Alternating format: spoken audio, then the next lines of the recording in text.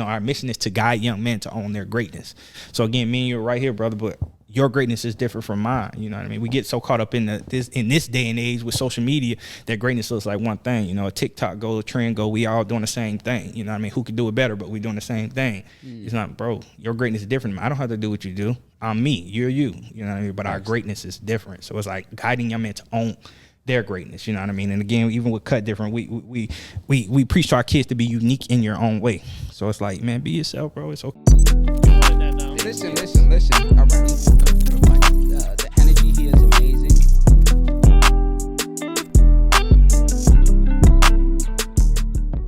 Hey, I'm not gonna lie, he looked like one of them badass nephews. You gotta say, hey, man, come down here with me. Yeah. Let me get you straight.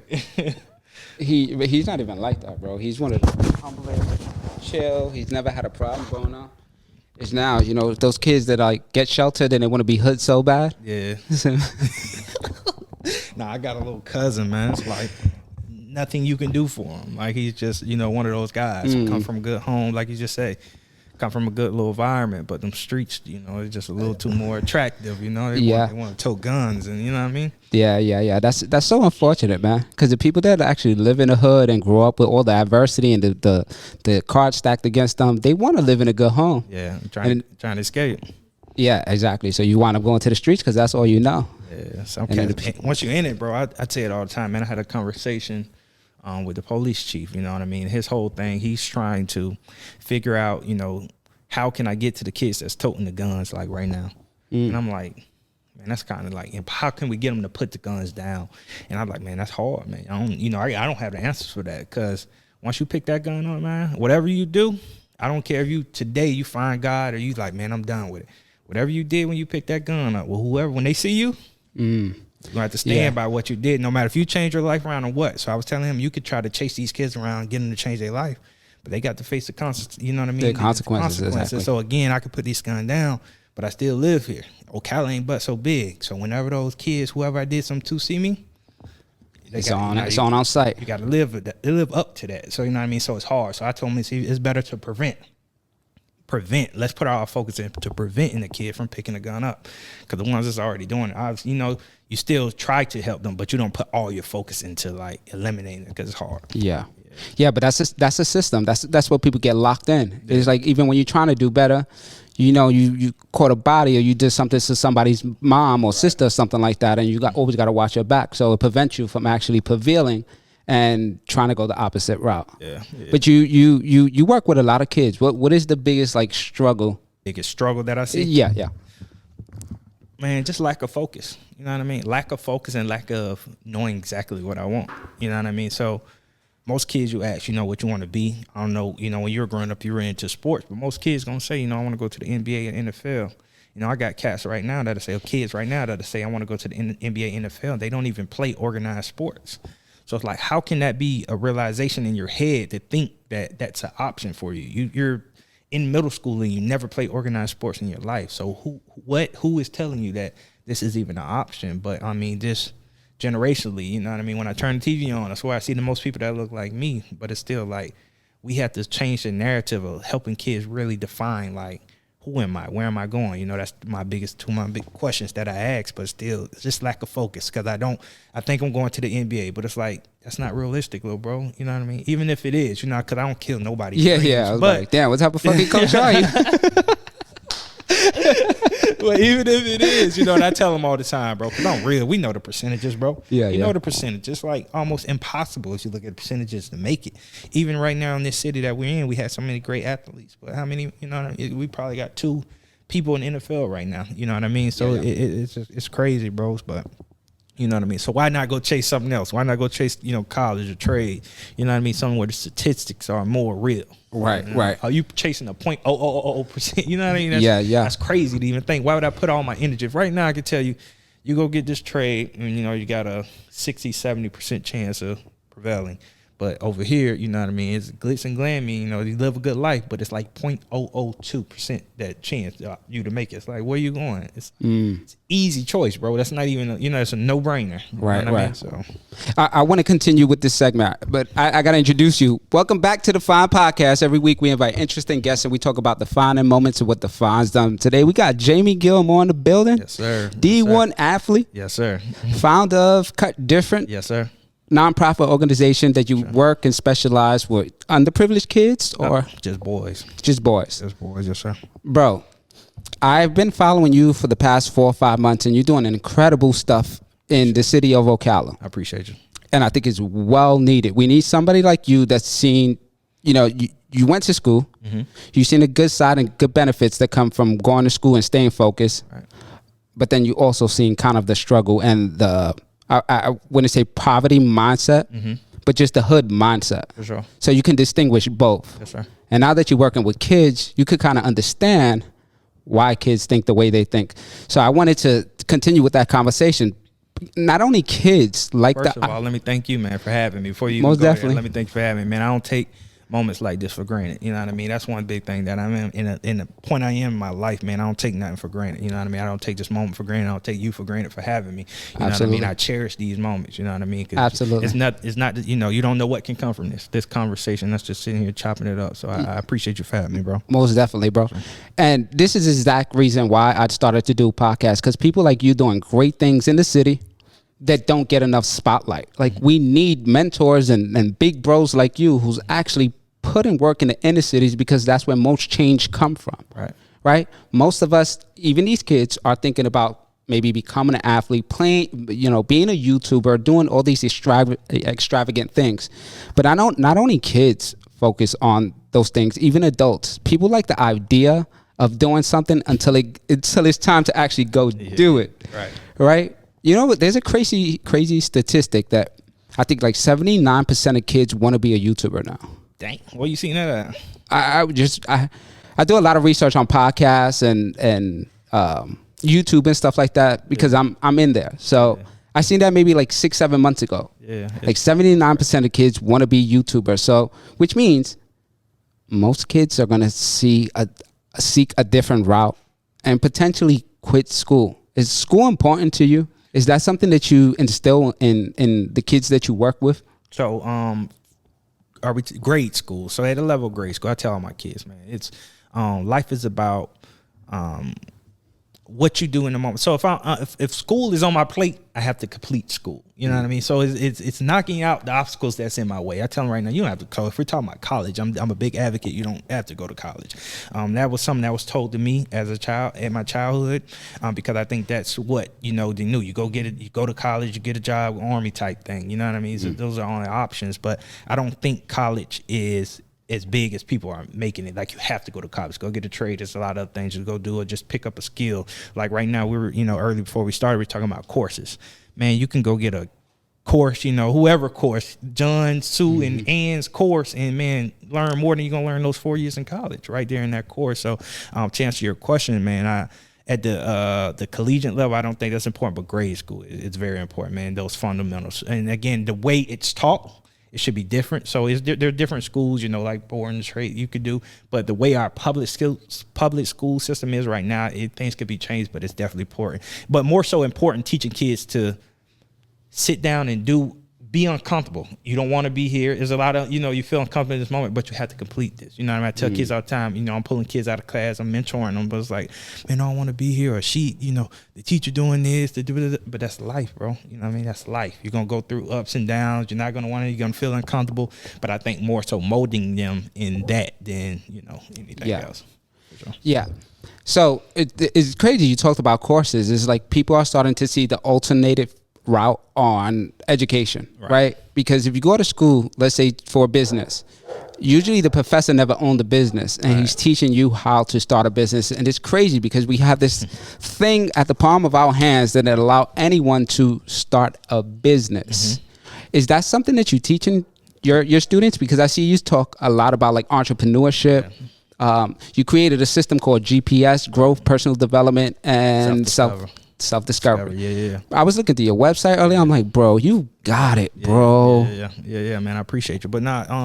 I do. So with our kids right now, and more so even before, because I'm still learning, man. Wooly, I know it's something I heard, and so you cuss the state of evolution, so you're always learning. Yeah. And I pride myself on always being, learning and being a student. So right now, I'm always thinking on ways to help, as I'm growing, help my boys grow in their mindset. So I was looking at something today, and man, I was thinking about, so even the aspect of selling, when you think about it, man, in your life, that is a very important skill to be able to sell. You're always going to be selling something. If it's yourself, a product, a service, you're always selling. So those are things I think in putting in our curriculum. It's like, man, next year, man, I'm gonna teach my kids. So even we have an ecosystem, we have kids. So in our summer program, I'm already thinking for 2023, man, it's like, okay, we got to get a product, because we take kids on exposure trips and we go to different businesses.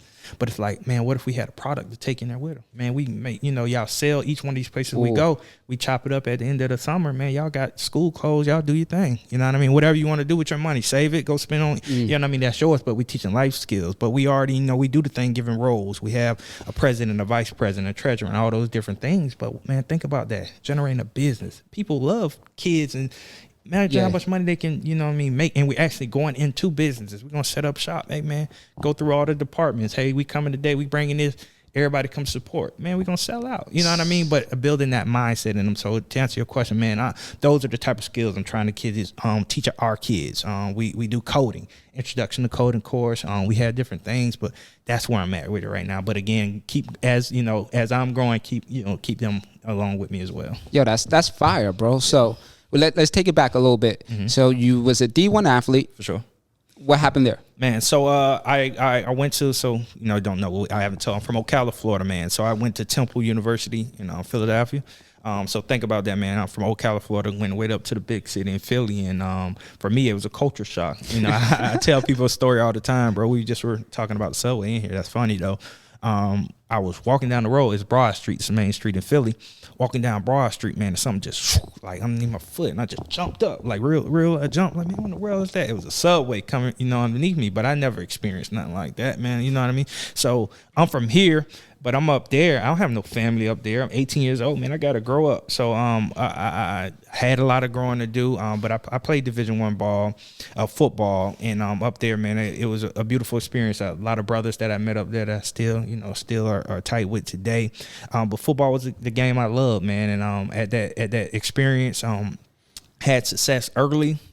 The coach that I went up on, my head coach that recruited me to come to that school, he ended up leaving. And he went to another school, and they brought another head coach in. So if you know anything about sports, that guy recruited me. Another guy comes in, he bring his guys in. You know what I mean? So politics, man. So I battle with that a little bit, back and forth with the head coach. But I also injuries, man. I had a bad hamstring, so each and every year.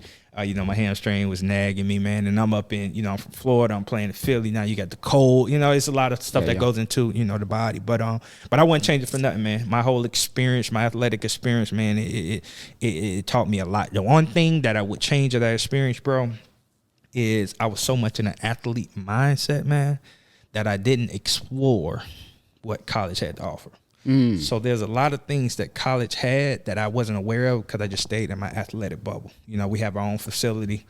We have our own. So when it comes to our studies, we have our own place where we do our own tutoring, where we do our study hall. We have our own facility. So I'm around athletes all the time. So I didn't branch off into the campus. I always say regular students or just students. You know what I mean? So I don't, So you didn't network. You didn't party. You didn't. No, I ain't gonna say I ain't party. I ain't party. I'm talking about I'm trying to get you somewhere. No. We did our thing with partying, but just going on campus, bro. So I went to.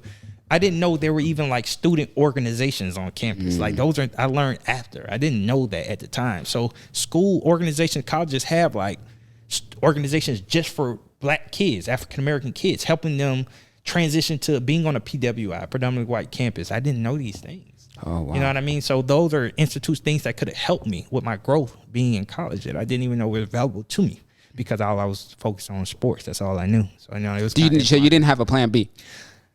Nah. I mean, I went up there, I studied business. I always knew I wanted to be a businessman. I always knew that, but I didn't have a plan for it. You know what I mean? So to answer your question, I guess, it was just sports, bro. I've been doing this.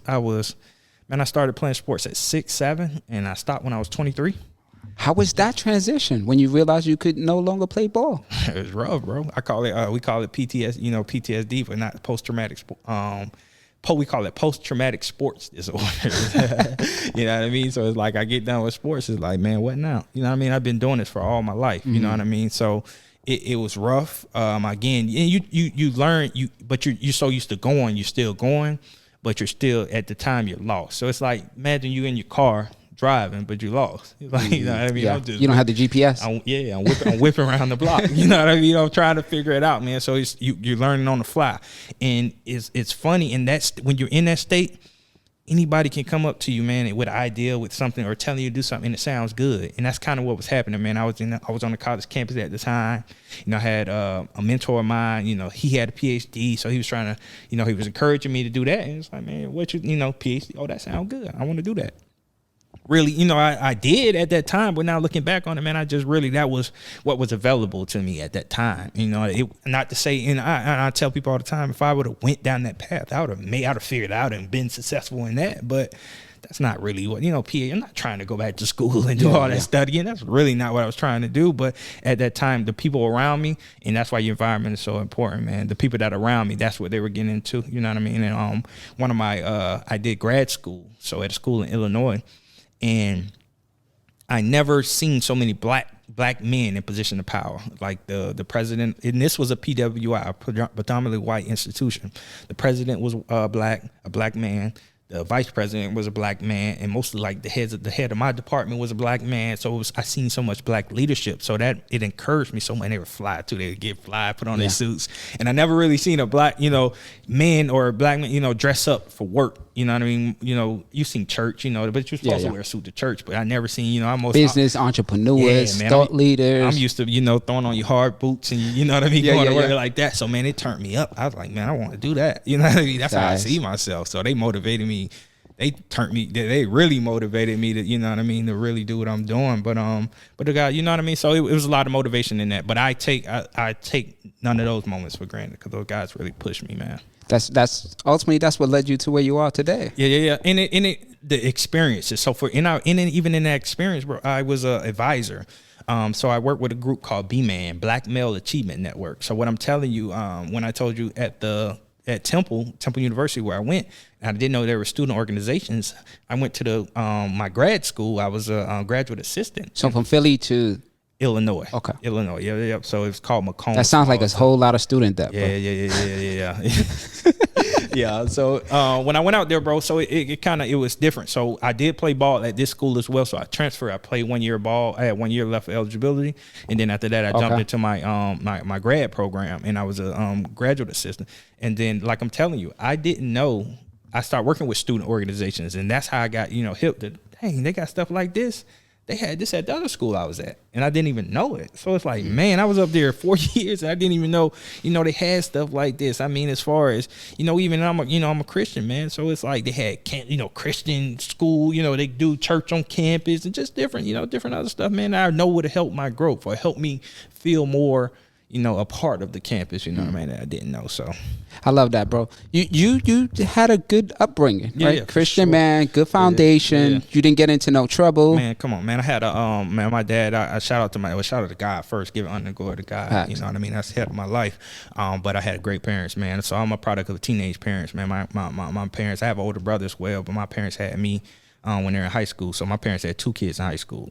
So by the time they graduate high school, so I was blessed, man.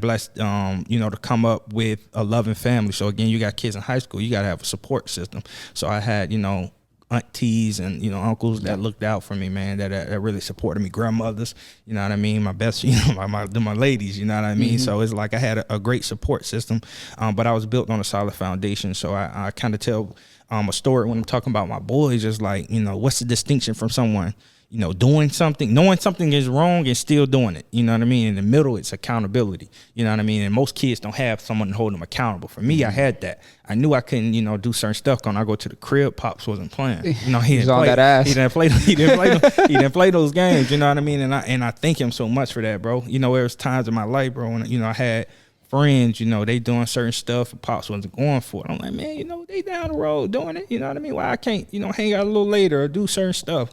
But, you know, he had already been through that. He knew what it, you know, what it took, you know what I mean? Trying to protect So you. he protect me and structure me. So at the time I didn't know, but you know, as an adult, you know, I thank him so much for giving me that structure because it helped me to stay out of trouble. Not to say I didn't get in trouble. I'm still, you know, we young, we boys, we do our thing, man. But I still just found the way to, you know, not get into the wrong stuff. Cause it was, when you're raised the right way, it's like you got a meter, bro. You can like feel like, nah, I ain't supposed to, you know, I ain't supposed to be around. Yeah. Certain boys that don't have their pops, I don't think they get that. Yes, I wanted to ask you that. So your parents play a huge part in your success and the person that you are today. Mm-hmm.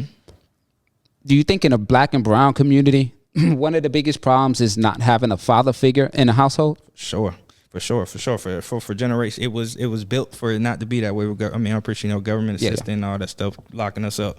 So it was systematically, it was built that way. And man, come on, if you don't have a kid, is there's an upbringing of a kid. There's two things you get that, you know, the discipline and the structure from your dad. You get the nurturing from your mom. When one of those are taken away, and man, it just you try to compensate or find that thing in other places, and that's what a lot of these kids do. They don't have the pops in the house, so man, they're trying to find that structure, find that discipline from other places, and a lot of people lead you in the right. A lot of people take advantage of that. You know what I mean? And you go outside and come do this. You know, let's go. Let's go do this. Let's go spin the corner. You know, right now these kids they want to spin and do all that. Right, spin now. The block one time. Block, you know what I mean? So that's what they doing, and it's really crazy, man, because it's infatuation. You know what I mean? And these kids are getting caught up with that, and the social media amping it up. Because again, I can only imagine if I had to deal with, you know, getting on the phone and I can see, you know what I mean? You didn't have social media growing up. Well, no. When I was young, it was like MySpace, bro. And I'm 29 years old. And like I'm old, but it's like we didn't have the Instagram. Like you get on there, you seeing the models, you seeing the. I mean, that's a lot to deal with, bro. Yeah. That's, as a man, that's a lot to deal with. Facts. You know what I mean? So imagine a little boy getting on his phone and seeing the models, staying up 3 o'clock in the morning, man, starting fires and shit. Come on, man. That's a lot of temptation, bro. So it's just being real. So I get it. So I never try to, and even with my boys, I never try to act like I'm bigger or I don't know what you're going. I've been your age, bro. You know what I mean? And even at our age, when it comes to, you know, we tried to find a way, but it was so much harder for us to, you know, in this conversation, I'm talking about like some pornography or something like that. It was harder for us to get. Yeah. We didn't have access. And I think it's not only like the pornography and the girls, the models and stuff like that, is that we have access too fast. Mm-hmm. Like if I wanted to learn before, I had to go to the library. I had to get a library card. I had to pick a book. So I had to work to actually learn. Mm-hmm. Now you have that at the tip of your fingerprints, bro. You know what else, bro? So even when we were young, bro, not like you just said, having it at the tip of your fingers, a lot of things your parents, like you say, your upbringing shaped you because the knowledge you got, it really was how smart your parents was. Because when you had a question, you usually went to your parents, hey, mom, and whatever response they gave you, that was your reality. You took that and ran with it. You know, nowadays, these kids skip the middleman. They go, you know what I mean? Go straight to the source. Go to Google. It's a good thing and it's a bad thing because there's a lot of like propaganda and a lot of bullshit information that's out there, which makes it even harder to learn because you start to get confused. Yeah. So even myself as a grown-ass man, I get confused sometimes. I have to do hours and hours of investigation if I want to learn a new subject or not. Right. That up. Do you teach your kids about like racism and being careful with like social media and being around like adults that have this like Karen mindset? Yeah, man. So we actually have I forget the title that we gave the person, but he monitors. Not Karen? No. But a kid that monitors the boys' social medias, man. His job is solely to be on the kids. So we do social media training as far as how your social media should look. Again, with all our boys, you know, saying they want to be athletes. He's like, man, how you want to be an athlete? You got all this on your social media. So we literally do social media training sitting down, like from your bio to what you're putting on your page, bro. So you have to, again, I just told you got to sell. You're always selling yourself. Yeah. So, you know, if you're really, it's kids getting offers right now in elementary, middle school. So it's like, you know, so we teach that. But again, even on the racism, we always tell them, you know, we have 6 points of communication that we go through, and appearance is one of them. So we are always making them aware of how your appearance, so how you present yourself. That's all it's in. So that's letting them know, man, you are a black male. You know what I mean? You already got the short end of the stick. So how you present yourself is everything. You know what I mean? Because the first thing you do, you know, when we first met each other at Woolly Spot, we go off that first impression is everything. Yeah. You know what I mean? If that would have went south, I remember you came in the room and dapped me up, and I had already knew who you were. So and my first impression was you, seeing you on the podcast with my man. So it's like I had already had a positive note of you, and then when I realized who you were, I'm like, man, I just was watching. So it was one of those type of moments. But those was from our first impression. If you were on here, you know, doing some negative vibes and wilding, and you know what I mean, you see me in that light when we seen each other, it's like, you know what I mean, it's instant. Yeah. Nah, I'm a vibe type of guy, so the vibe ain't right. I'm not messing with you. I don't care what you have going on. Yeah. So I'm constantly doing that, man. Making awareness is a big thing. But that shit sucks, bro. I'm sorry to cut you off. That we even have to instill these in the black and brown community. Mm-hmm. It's a conversation that has to be had. Yeah. And that's also another level of programming as well. So now we got to program these kids to be aware of their surroundings all the time. Yeah. Whether you're in the hood or whether you're in a white neighborhood. Yeah. Doesn't that shit make sense? Yeah, but it is crazy, bro. But it's life. You know what I mean? I don't really deal with the what if, but is. But I deal with what it is. You know, I'm realist. This is what we're going through. This I've experienced. I'm from here, bro. I've been all my life. I've experienced a lot of racism right here in this city, and beyond. So it's like, kind of came normalized to it. It's crazy, bro. Like little stuff like the Confederate flag. I never forget being up in Philly, we were like in a Walmart one time, and some of my guys, this guy coming the Confederate flag, with the hat, and they instantly hot. And some of my guys, they from DC, some from Jersey, stuff like that, but they instantly hot, I'm like, bro, that's normal to me, bro. You know what I mean? That's normal to me, though. That doesn't even fit me. I see that all day. You know what I mean? Again, we normalize a lot of things down here, and even that treatment to us, it's like we expect it. I expect, you know what I mean, a white person or to treat me in a negative way. You know what I mean? Mm-hmm. Or not, let me not even say that. Expect. You just know when it happens. Have a sense of awareness. Surprised. I'm not surprised. I don't expect it, but when it happens, I'm not surprised that it happened. Yeah, that sucks. Yeah. So is this a place where you're gonna plant your roots? Yeah, man. So it's crazy when I was born. When I was born here, but when I left, it was like I never come back. I always told myself I'd never come. There's nothing here for me. But coming back and doing what I'm doing now, and seeing the landscape of the city and seeing where we're going, the growth, man. Where else would you want to be? You know what I mean? It's the growth that's going on in it being my hometown. Literally, I left here for 8 years, man. But I'm literally able to go hug my grandma, go talk to my people, and I got to do better at it, but I got great grandmothers that's still alive, bro. So it's being able to be around my folks. You have real family, man, bro. Yeah. The wife, kids? No. I do have a girlfriend, but no, I have no kids. But yeah. So I'm gonna poke at you a little bit. You plan on getting married? Yeah, man. Me and my girl, man, we're going strong right now. So our girl, she actually we went to high school together. She's a little younger. When I was in 12th, she was in 9th. But it never, we knew each other, knew of each other, but we ain't never. And I left and. Came. So you left and you came back, and so I never. When I was away, I never. Nothing, bro. We were. You never communicated with her? Not when I was going. I had girl. I bounced around. I was in Philly, had a girlfriend, and I went out. So when you say bounce around, you mean dotting off? No.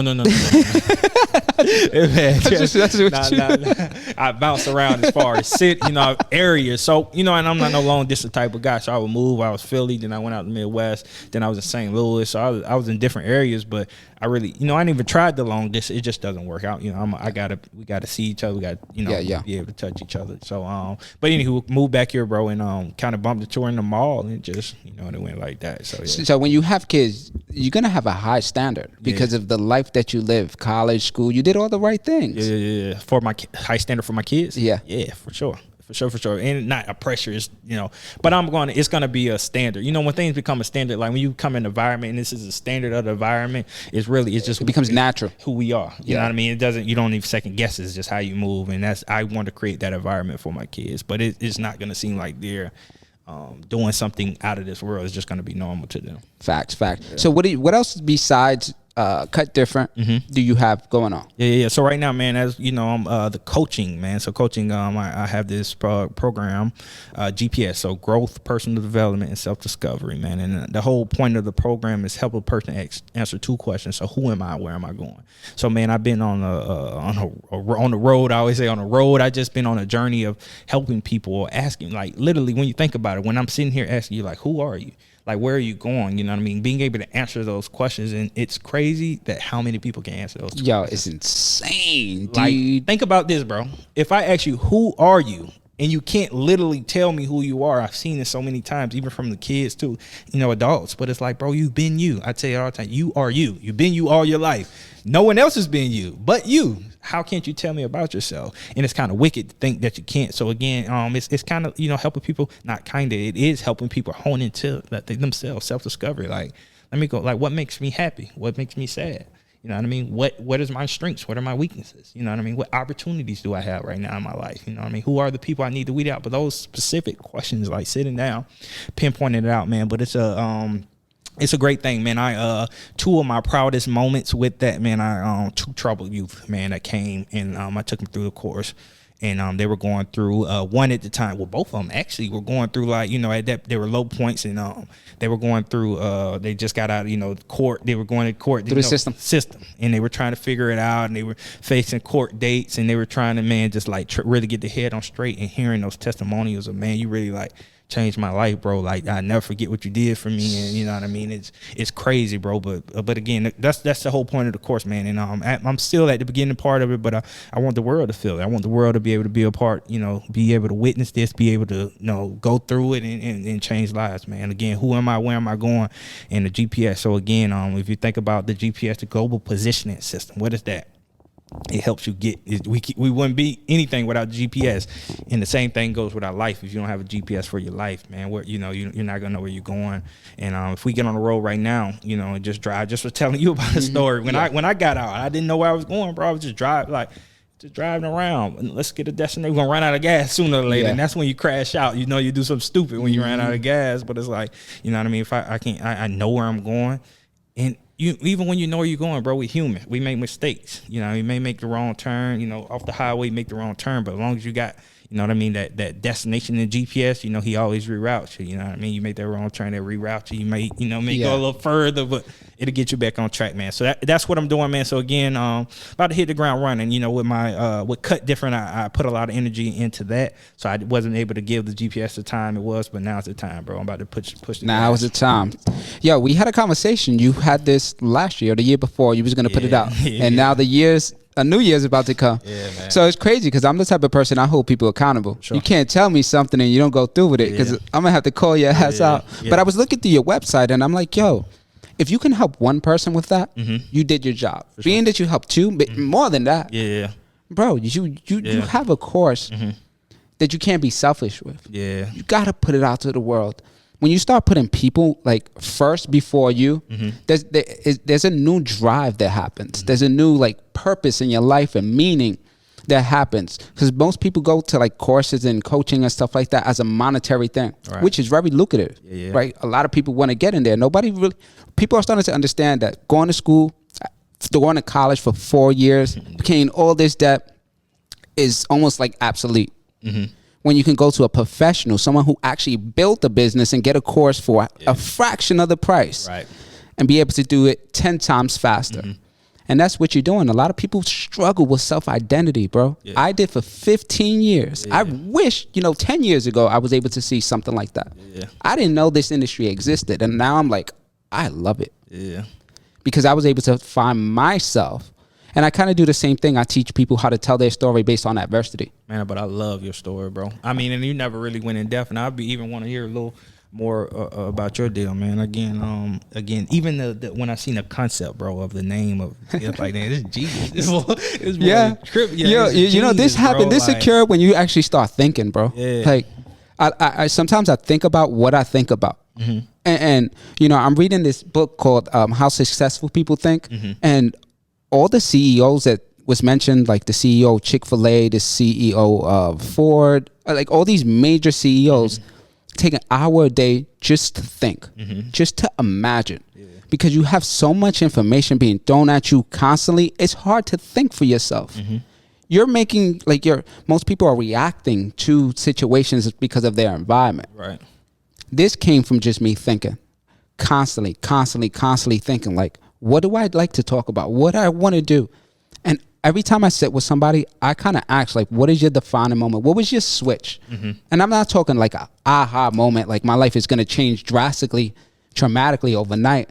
But there's things that happen within time, that when you actually realize it, you understand that there was a defining moment and a lesson to be learned that can help you pivot to the moon. You know, I read hundreds of books, bro.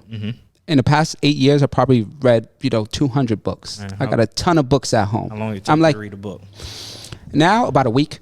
If I'm really interested in it. But I'm starting to realize it's all the same information. Yeah, you go hard. And then I became overflowed with information. And my cup is full. So now I have to pour into people because I have too much information. And I don't mean that like arrogantly and stuff like that. I just want to make sure that the things that I'm reading are actually true. Einstein over here. Nah, by no means. But you into personal development, so you know how important it is to sharpen that the most important tool, which is the supercomputer you have here. And I love courses and coaching and stuff like that because you can literally reprogram that computer no matter what you've been through in life. No matter who you were 5 years, 2 years ago, a week ago, you have the opportunity and the strength and the capabilities of changing and reprogramming that mindset. Which will allow me to get to the position that I am today. And so you about go ahead. I'm about to pivot to you, but so even further, bro, like I get the deal, you were deaf, blah, blah, blah, but like, how does that feel, bro? Like, you know what I mean? Like you literally couldn't hear? I still can't. So without this hearing aid, without this piece, I take it off and I'm completely deaf. So I hear through a hearing aid. I hear maybe 60% what the average person hears. And it's crazy because when I talk about stuff like this and I put it onto the internet, people's like, yo, bullshit. You wearing earphones? You speak clearly. You don't do ASL. I've been fortunate because when I was 13 years old, I became deaf. So I had some level of hearing. And the reason why you see like most deaf people that can't hear to a degree, even with hearing aids, or can't speak, is because they never learned that. Because my brain was already programmed to learn sounds. I was able to speak and all those stuff.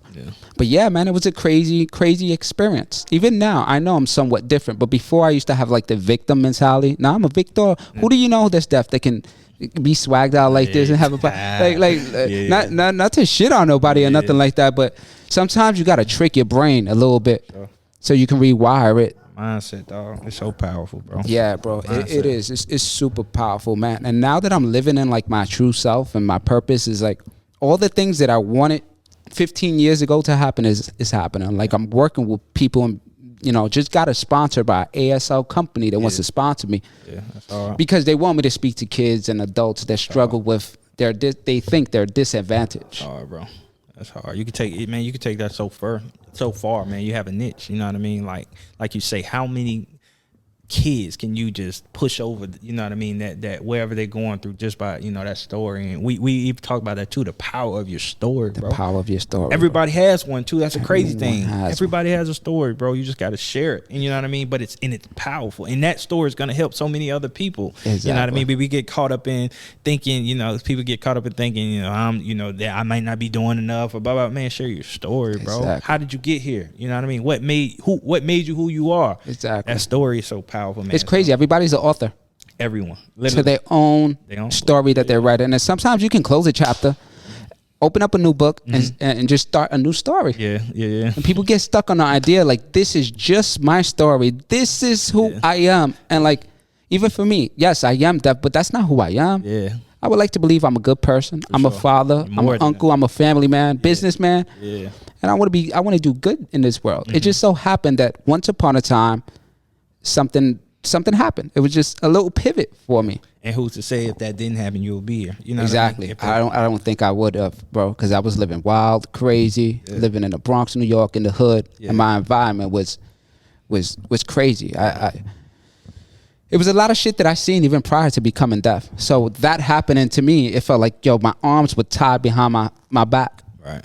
And I wanted to like kind of disappear. But it's not on me, bro. Come on, I see what you did. I see what you did. So what was it besides this?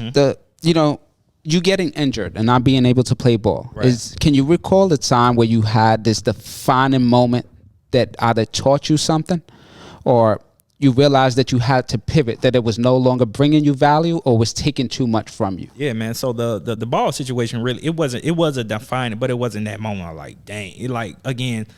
they tell you sports doesn't last forever. You know that from the beginning. So it was like, I knew in the back of my mind it was there, even though I'm trying to disregard it. When it happened, it's still like, bro, you knew this was going to happen. So it's not one of them shocking moments. But your dream was to play in the NFL. That was my dream. But again, bro, listen, we know like the odds of this happening, you know what I mean? So when it happened, it's still you at the moment like, bro, I knew this, you know what I mean? This could have happened, but now it's happening. You know, it is what it is. But the really defining. But was that?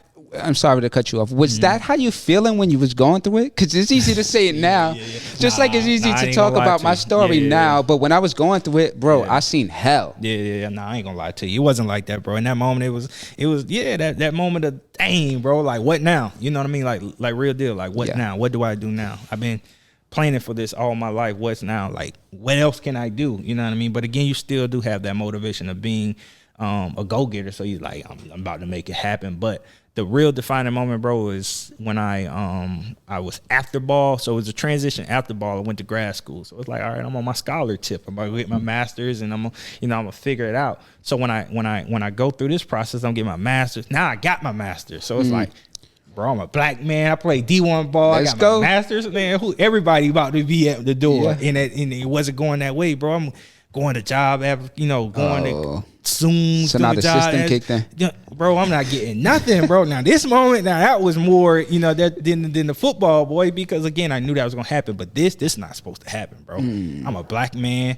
I present myself well. You know what I mean? D1 football. Now I got a master's degree. I'm a black man with a master's degree. Look up the statistics of that, bro. I'm pretty sure they're very slim. So it's like, what? You know what I mean? Like, the world is mine. So it's like, but it wasn't going that way, man. I'm going up to towns and doing, driving places, doing interviews and not getting. I'm like, bro, what's going on, bro? And I'll never forget it, bro. Did like maybe 2 or 3. Didn't get it, man. I was in Illinois. I drove over to Missouri, did one. I'm like Kansas City or something like that. Anywho, drove back, and I got, bro, hot. Racist little thing happened, got pulled over, got a ticket. So all that happened. I went to the interview, got it like a $300-$400 ticket. They said when it rains, it pours, man, brother. I'm really, man.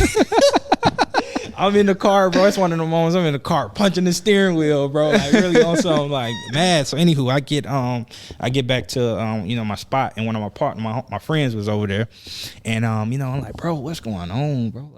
Like, how is this happening to me, bro? And in that moment, bro, he was affirming me in a way. And he said, bro, you know why this happening? Because we cut different.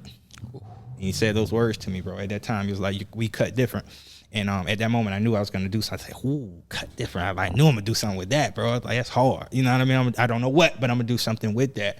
And in that moment, bro, that was that pivot. That was that defining moment of my life. It was like, bro, I'm cut different. I'm different, bro. Like, I can, you know what I mean? So it's on me. And again, and I took the driver's seat. So that was the first moment of my life, bro, where I got out of the driver's seat and I let God take the wheel. And that may sound cliche, bro, but I always been a go-getter, bro. So I always been a person that, I want something, I go get it. You know what I mean? Like that. Likewise. Like I'm going to do it. Mm-hmm. But this was the first moment I'm like, man, God, what do you want from me?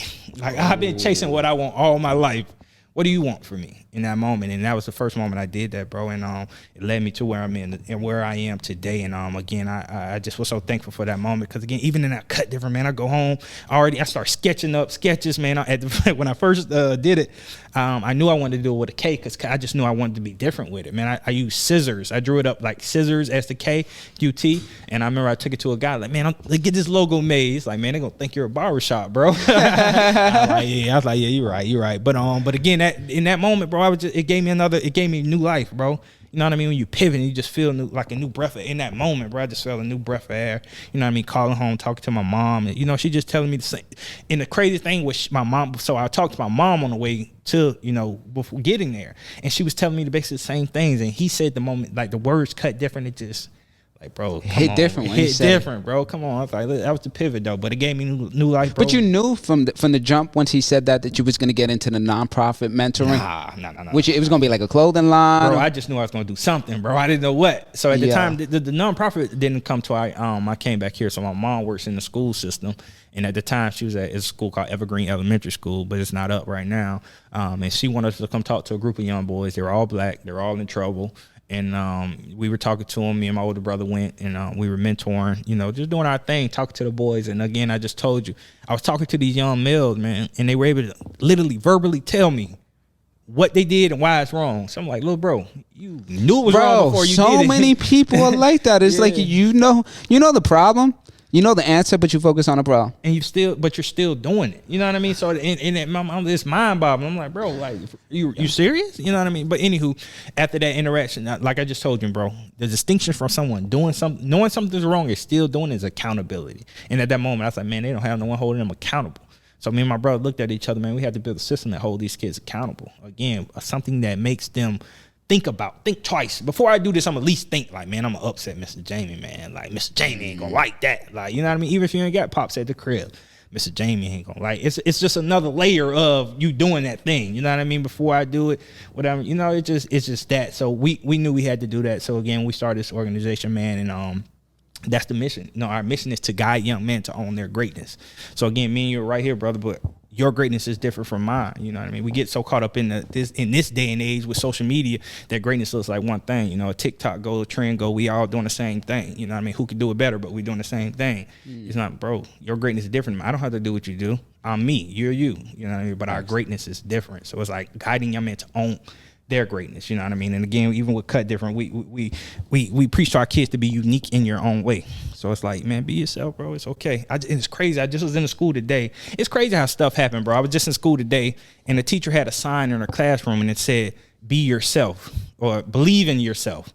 But it highlighted "be" and "believe" in you and yourself. And I never seen that. You probably seen that before. I never seen it before. I like, that's hard. Like I was just sitting there like, dang, that's hard. But again, those little key things stick out to me these days because my goal. You manifest in your life. That's why. Bro, you actually seeing my these focus cues. is like that's your brain is operating in every that day frequency. I'm being myself. Like I'm believing in myself. So it's like those things point out to me these days. But it's crazy. We just talk about your focus, your mindset. Man, where to say where your energy flows, your focus, where your focus goes, your energy flows, or either wherever energy flows, focus goes. It's so serious, bro. So just trying to be around that energy. That's why I even told you about yourself, about the studio, about y'all, man. Like I got to be around that energy, bro. Like that really, you know what I mean? That get me going. I'm used to the team spirit. You know what I mean? I've been a part of teams all my life. So I know what it is like to be a part of a good team. I know what it's like to be a part of a bad team. You know what I mean? And I know that energy, but I know what it takes to have a good team. And I know what you don't need. I know what makes a bad team. You know what I mean? So I can see that stuff. And I love the energy, bro. So again, that's why even with checking out with you, bro, I love the energy, that, bro. For sure. I think even in the future, we definitely gonna create something, man. I love what you're doing for the city, bro. I appreciate it. You all over the place. I mean, you so humble, dude. Yeah, I appreciate it. Chill. That's how I was raised, bro. That's how I was raised. To come humble beginnings, humble family, man. Like I tell you, product of team. I love that. Stuff like that. I love that. You're not following trends. You're actually creating. Yeah. You're teaching kids how to be men, not just boys. Yeah. And that takes a lot of courage, bro, especially when you see all these fast paced. You was about to go to the NFL. Yeah. You was about to live a whole different lifestyle. Man, tell me about it. A whole different lifestyle. Tell me about it. That was supposed to mean that was the lifestyle for me. I just knew I was going to the NFL, bro. I knew I was going. Like it was nothing. You know, from a little, I always knew I was better. Like, you know what I mean? From a young age. What position? I play running back. So you pick up a ball at a young age, man. I like, even in the backyard, in the neighborhood playing, like, bro, I'm better than y'all. You know what I mean? Like, that at a young age. So it's like, it was, I just knew it, bro. But again, everything happened for a reason. But I got guys, man. I got a couple of my friends. And are you still training and stuff like that? Yeah, I work out. But not for football. I just train to be healthy. Yeah. But, you know what I mean? I got a couple partners in the field. So I live through them, bro. You know what I mean? They're my guys that go to the games and, kick it. But, and even those guys motivated me as well. So it likes to, because like my two college roommates, we were roommates. We both all on the football team. We were roommates all 4 years.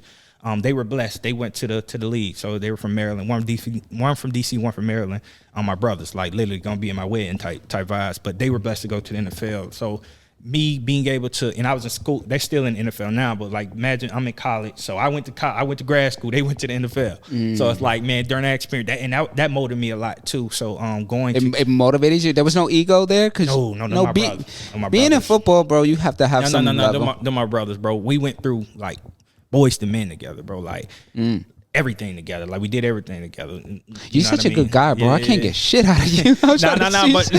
but not even though, and I share, like moments of ego, but with them, like they're brothers, like like my mama kids almost. But again, that motivated me. So going, they got the Lambo, Lamborghini truck, they got the Maseratis, like, you know what I mean. But I'm living that life with them, you know what I mean. We in the club, we doing our thing, you know what I mean. So they're bringing me to the light, but it motivates me in a sense, you know what I mean. It motivates me to want to do more.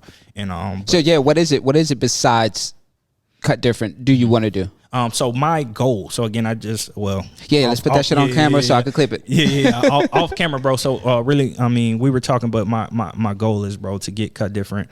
I always like to not say my goal. I am going to get Kut Different into existence, into other counties. So I want to expand. So we're here in Marion County now, man. I want to get up to Alachua, get up to Jacksonville, get up to Orlando, spread the brand, man, because it's a unique thing we're doing. People do mentorship. So a lot of people focus on, when you think of mentorship, they focus on behavioral. So I'm trying to change your behavior.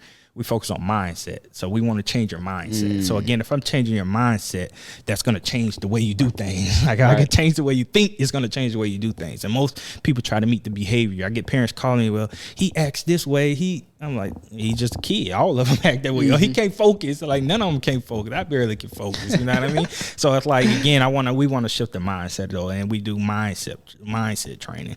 But again, so we want to get that everywhere, bro. Throughout Florida, through other cities, man. I literally see, man, me flying to other cities and other states and scouting talent, and I do want to always have a homegrown feeling. So finding a person that's from that place, a homegrown person that has a passion for this work and giving it to him and molding it and putting a branch there, and that being, because again, I wanted to always have, if it's in Orlando, I want it to be, this is homegrown, this is for Orlando. So again, you think of the Boys and Girls Club and all these wonderful stuff, but they're not like they don't have a homegrown feeling. If you go in the Boys and Girls Club, it's just. But I want, again, somebody, when they walk in there, they see somebody that's from that community. You know what I mean? They're born, he understands this community. And cares about. And he cares. He has blood and sweat and tears in this community, again. You know what I mean? So that's the passion. So getting Kut Different, where it's going to go, bro, and then taking the culture thing to the next level, man. I do see myself, bro, going to different states and teaching people, the nonprofit sector, because people it's going to get to a point, this thing going to rocket people. I mean, how did you do that? And they're going to know it, and they're going to get coached up on how to do it. But even on the personal development side, man, I do taking that personal development and speaking as well, man. Public speaking. I was going to ask you that. So are you speaking in schools yet? Yeah, man. I always so I do yearly speaking. So a lot of schools ask me to come speak at like graduation. So I do stuff like that, and I do a couple things. So different community organizations, I've spoken at those as well, and just for my organization, I'm speaking all the time at the different Rotaries, the Kiwanis, all those different clubs. But man, that's something I have a passion for, because it's something that the tool of speaking, bro, is so powerful. So again, even so, just think about if he would have never said Kut Different. It's some certain cues, and it's like, we go to seminars and trainings and stuff like that, is because we're looking for that specific piece. It doesn't have to be a word. It could be an action. It could be a movement that you see, and then all of a sudden it hits. When I found Deafine, I was going into Kmart and it said Levine jeans, and then I just Deafine. I'm like, that's it. This was years ago, bro. Levine jeans. It was Levine jeans, and I don't know how that just transformed into Deafine. I'm like, bro, that's crazy. Because essentially, I was gonna make this into a clothing line. My boy was about to have the swag. I love to get fly. Okay. You still could do it, my guy. Yeah. I think we're gonna have many different sectors when it comes to this brand. Even yourself, man. You have a personal brand. Yeah, my personal brand. But the Kut Different, man. I want to turn up, man. I'm about the culture, bro. So again, I know what gets us going. I know what gets the kids going, man. So I want them to feel fresh, putting on their Kut Different gear and making it a vibe, man. Even the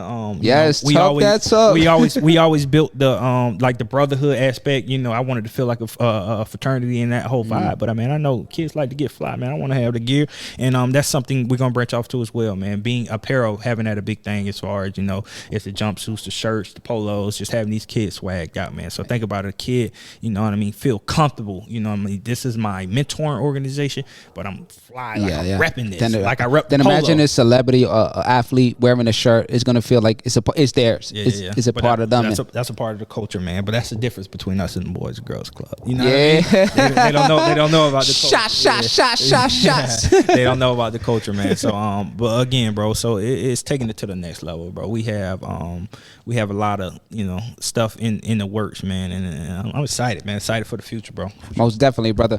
Listen, I'm gonna ask you. We got to wrap it up. We got stuff. Mm-hmm. Is there something that I'm missing? Is something that you're missing that you want to highlight? I'm gonna make sure we plug your social media handles before we leave. No, man. Just be on the lookout and be on the lookout for that GPS, man. We're gonna hit the ground really running with the GPS, man. Again, helping people figure out who am I, where am I going. Again, man, the pandemic. There's so many things that has happened in the last, you know, year or so, and a lot of people are lost. A lot of people are trying to figure it out, bro. And I'm just trying to be a vessel, man. I'm just trying to, you know, do what God put me here to do, man. And that's here to help people, man. Again, what's your destination? Where are you going? You know, who am I? Where am I going? Growth, personal development, self-discovery, man. So I'm just big on that, bro. And I just want people to be fulfilled. I want people to reach their full potential. I want people to own their greatness, man. I live by this. And again, there's so many people that are not, and it's easy to just, you know, live your life and just go about aimlessly. You know what I mean? Going with the flow. Going with the flow. It's like, man, let's stand up for ourselves. You know what I mean? God put us all here to be great. So let's reach that. You know what I mean? We all were here for a reason. We have a specific reason to be here, bro. You know what I mean? We have a story to tell. Let's do it. You know what I mean? So we're here. Let's tell our story. Let's reach our full potential, man. And I'm a living vessel to help. You are a living vessel to help people reach that, man. So why not do it? So again, I want anybody that, you know, watches this or hears this voice, man, tap in. You know what I mean? Tap in. I want to ask you one more question before we close out. There's someone that's playing D1. He's a D1 athlete right now. That just got injured, and they put all their chips into this. Financially, they're not right. They don't want to go back to the hood. There's nothing there for them. They know they're going to get back into that lifestyle, and they don't want that. What would you tell that person? Man, I'm going to even go further, man. Just any person playing football, any sport. I don't care if you're hurt, if you're at the peak of your career. Bro, figure out what else you can do outside the game, man. I played football for so long, and I defined myself. Someone asked me who I am, I would say a football player. That's not who you are, bro. That's what you do. But you don't figure that out till you get done playing. So, man, I would advise every athlete, bro, literally figure out who you are, bro. That's the first step. Who are you? Where am I going? You have to answer these questions because most athletes, they define themselves by the game. When they're doing good in the game, they're up here. When they're doing bad in the game, they're down here. But this game, it's just a game, bro, and it's not for forever. You know what I mean? Even NFL, they say not for long. So again, we have to help our kids. We have to give them different. Oh, I like that wordplay. I never heard it like that. Yeah. That's what they say. Not for long, but we have to teach our young people, our young athletes. Man, it's more out there, and we have to show them too. So again, with the exposure piece that we work on, bro, we have to expose these kids and show them, like, man, it's more out there. You can be this, you can be that. You can, you know what I mean? Take them to these places and let them see it. So I would advise, you know, all athletes, man, just to take a couple times, you know, outside of your, you know, you're grinding, you're working out, you all the things you're doing. Take a couple, you know, just get on YouTube and search something else outside of football. Search, like, what else could I do outside of the sports? Because again, I ask kids right now what they want to be, man, and they're gonna say the NFL, NBA, and they don't. If you ask them what else, I was like, I don't really know. You give you that shrug. It's like, come on, bro. Time is of the essence, man. So again, athletes, figure out what's out, what you're gonna do after that when the game is over. Jamie, listen, I appreciate it. I appreciate you, bro. This is top 5 podcasts that I had so far. You gave so much game, and I'm not saying that to stroke your ego. Man, I'm going to go watch them and see if you say that. I'm going to go watch all your podcasts, see if you say that. I probably said top 5, but there's only 5 of them that I said. Okay. Nah, I like to show people love, like, honestly, bro. Again, this podcast was built to give people their flowers, but also give them the spotlight. People like you who are doing phenomenal things in the city of Ocala. And eventually across the globe. I see you doing big things, and I'm a huge supporter. Whatever you need, if I can help, I'm there. I appreciate it, bro. So where can people find you, brother? Man, I'm on so you can follow Facebook for sure. Follow my personal Jamie Gilmore Jr. Kut Different Inc. for my my business, and then on IG Kut Different _Inc. And my personal, you can find me at Jamie Gilmore Jr. as well. So YouTube, TikTok now? YouTube, we do Kut Different, but I don't have a personal YouTube, Okay. not as of yet, but that's in the works for sure. Most definitely. Well, I appreciate it again, my brother. Listen, if you guys are new here, like, subscribe, chime in. He gave a lot of gems here. And thank you till next time. We out of here. Appreciate Peace. y'all.